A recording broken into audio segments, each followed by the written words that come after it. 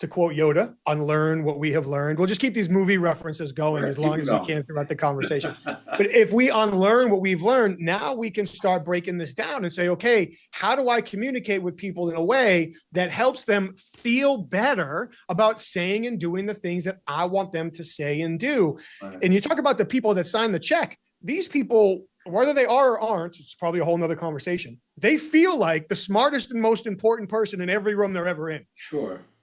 So now if I walk up to them and I'm like, hey, Frank, you've been running this business. It's successful. You've been here for 20 years. You've made millions and millions of dollars. But let me tell you the mistakes you're making in your business that only I can see and you can't. Yeah, let me show you the door. Yeah. All too often, that is how we approach these conversations without realizing it.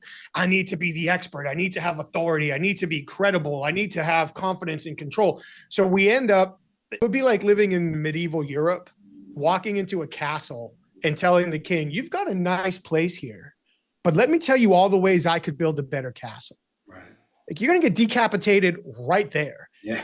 Yet we do it in CEOs and executive offices all the time. So thinking through, how are we asking a question? How are we setting up a question? How are we illustrating something that we've learned? Even how do we point out a mistake or an opportunity?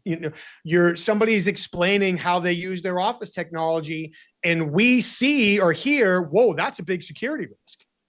If I cut you off, I'm like, hey, Frank, do you know what a big security risk that is? Right. Are you going to say, no, Mike, I don't. I've been leaving a giant trap door open for my company this whole time because I'm too stupid to see it.